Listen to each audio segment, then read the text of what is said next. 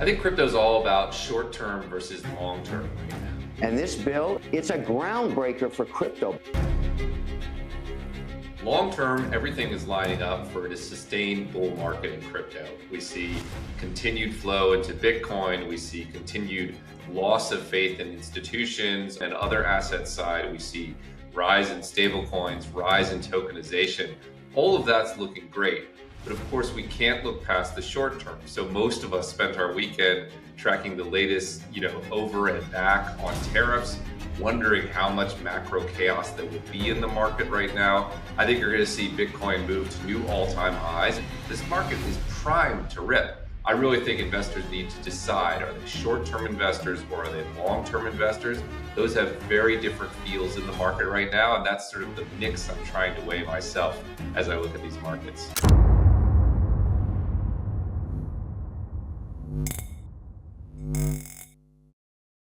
Today, we have asset manager and Bitcoin bull, Matt Hougan, giving his Bitcoin and crypto prediction for the coming months and what we can expect in 2025. He recently shared his take on the current economic uncertainty. With tariffs and recession fears creating market volatility, Hougan suggests that a major market rally is on the horizon, and that's where Bitcoin comes in. Bitcoin has been trading more like a risk asset lately, meaning if the market recovers, Bitcoin is expected to surge alongside it. But the uncertainty is key here. If the market remains stuck in limbo, Bitcoin could face short-term pressure. Bitcoin's price currently sits just over $106,700, up over 3% just this week. Hougan points out that markets have historically bottomed before major events resolve, so we could see a sharp recovery in the next week. The bottom line, Bitcoin's next big move depends on how this plays out. And Hougan maintains a bullish price prediction in 2025. Let's get right into the latest interview with Matt Hougan as he gives his market prediction for the days and weeks ahead. You should be crossing your fingers. Good luck to the short-term investors. The challenge in this market right now is the macro forces are so large and they're so idiosyncratic and so unpredictable. We could have a tweet sometime in the next 10 minutes that sends the market plus 5% or down 5%. I think it's extraordinarily difficult to be a short-term investor in this sort of market activity. So I'd be monitoring the macro situation. I'd be monitoring every tweet coming out of Washington, and I'd be wondering what's going to happen next. Maybe keep an eye on the 10-year interest rate, on the dollar weakening. It's a very difficult environment, I think, for short-term investors. I want to talk about U.S. President Donald Trump really flip-flopping on these tariffs. Talk to me about what that signals for you. Yeah, I think in the short term, it's signaling just that this is a very volatile market. I think as you extend out a little bit, it can't be positive for the global economy in the medium term. That's what you're hearing from everyone out there. And you're in this difficult situation where we're clearly breaking something in the existing economy. We're clearly slowing down global trade. We're clearly weakening the dollar. We're clearly introducing uncertainty. That is a negative setback. And there's this waiting game to see when the Fed or the Treasury will step in to inject liquidity into the market, will give us a new sort of recovery program.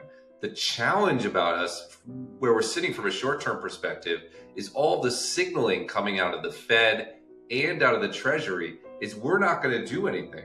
The market is functioning. It may be challenged, but it's functioning. So whether it's former Fed governors writing pieces for Bloomberg, even Janet Yellen adding her thoughts on the market earlier today, they're all saying this is not the responsibility of the Fed and the Treasury. So I think investors are sort of playing this waiting game. When will people come to the rescue?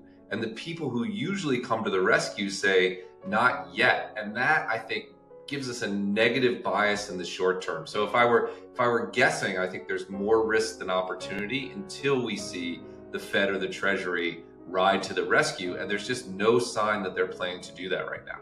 What's the likelihood you think that they do come to the rescue eventually? Well, eventually the likelihood is 100%. Eventually they can't resist the big red button. They've been taught over time that when there is market uncertainty or economic uncertainty, you have to come to the rescue with liquidity. I think if we see more challenges in the Treasury market or a disorderly sell-off in the dollar, I think you'll see them step in. So it's going to happen eventually. But I do read from the signaling that it will be slower than many people expect. So this Uncertainty could certainly stretch for days, maybe it could stretch for weeks, possibly it could stretch for months. I think we're in for a relatively significant period of volatility in the markets before those forces ride to the rescue. But make no mistake, eventually this is a political game and eventually they will ride to the rescue. It's just a matter of when it will happen, but I think it could take a little bit longer than people have been conditioned to expect in the past. So I'm extraordinarily bullish for the end of the year. I think we're going to see a relatively significant decoupling between Bitcoin and equities. I think you're going to see Bitcoin move to new all-time highs, and Bitwise's prediction from December of last year that we'll get to 200,000 on Bitcoin, I think still is plainly in sight. What do we need to have that happen? We need the macroeconomy to settle down a little bit. We need maybe one of these rescue packages to start to come into the market. I think if we see either of those things, this market is primed to rip. If you look at how Bitcoin in particular has been performing over this market pullback, it's done significantly better than in previous stock market corrections.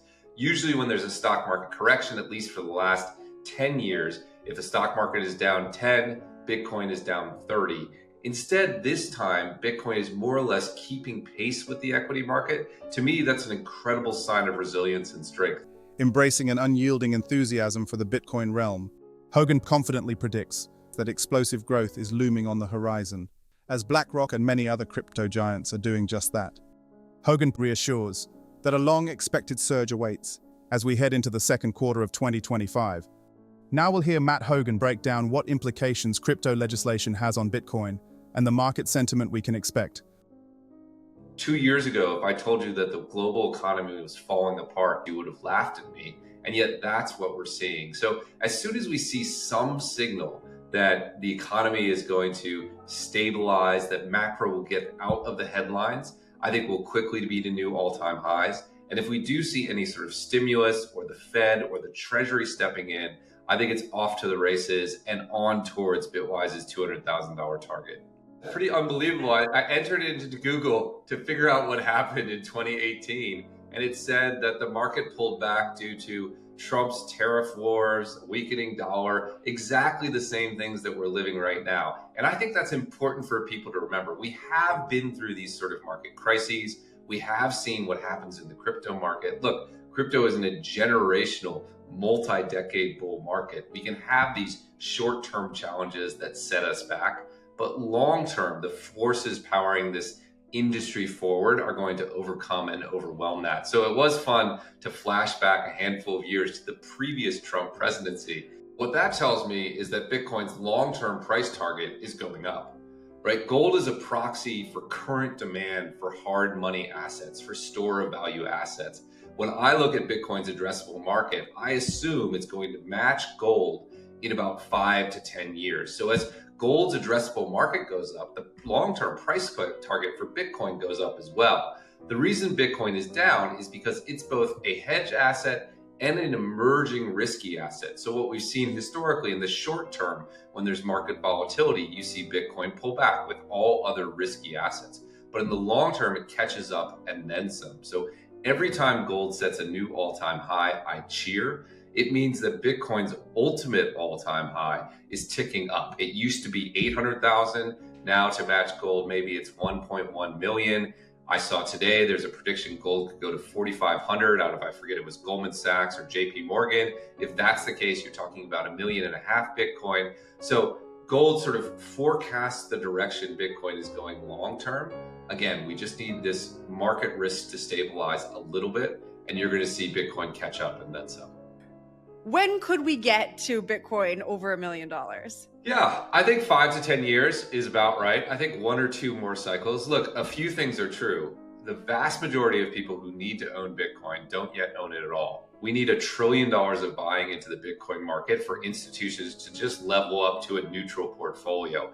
I think there's no way that happens without pushing Bitcoin's price up significantly. I'd also say, having watched various technologies over the past 20 or 30 years, everyone's always skeptical of the digital version of analog goods. But find me another industry where the digital version didn't just catch up, but eventually surpassed the physical good. It's happened in media, it's happened in advertising, it's happened in movies, it's happened in streaming. It's going to happen in store of value assets. So how long could it take? I think 5 or 10 years, right? Remember, 10 years ago, where was Bitcoin right now? It was 2014, it was trading for a few $100s. Today, we're talking about $100,000. It's not that hard to imagine that in 10 years, it's easily at $1 million or more. I think it'll happen by 2029, but it could be, could be anywhere around then. But all the trends are pointing in that direction from where I sit. There are two places I think are extraordinarily attractive right now. I think this remains the best risk-adjusted time to purchase Bitcoin in its history. We've removed a huge amount of risk. We've removed custody risk, trading risk, regulatory risk, government risk, and yet we still have 10x upside at a minimum. To me, that makes it an extraordinarily positive expected return from a risk-adjusted basis. I think any investor who doesn't have Bitcoin in their portfolio should take this pullback to establish that first position, at least get to 1 or 2% Bitcoin, maybe 10 more if you're more bullish. Matt Hougan challenges the conventional economic metrics, asserting that these metrics are often manipulated to paint a specific narrative, like labor statistics and inflation figures. The ongoing adoption of Bitcoin by governments, institutions, and media signifies a broader recognition of its value. However, Hougan asserts this journey is just beginning, comparing the initial years to the current widespread interest and investment, with a giant spotlight on Bitcoin ETFs. Hougan highlights this being a significant development in the financial ecosystem, selectively measured to create desired effects rather than reflecting the true state of the economy. In this context, Bitcoin emerges as an alternative, detached from the manipulations of the conventional economic sphere. Hougan also highlights that established corporations like Apple, Amazon, and Google will use their established relationships acquired over decades to swiftly acquire substantial amounts of Bitcoin through a spot ETF, bypassing the cumbersome processes involved in procuring the actual commodity. This disparity underscores the transformative power of cryptocurrencies in traditional financial institutions. Michael Saylor underscores the importance of embracing digital currencies as the economic landscape is changing rapidly, and urges investors to leverage Bitcoin's potential to secure a more prosperous financial future. What do you think about the latest interview with Matt Hougan? And how do you think Bitcoin's trajectory in the coming months will impact the crypto market and the world of investing?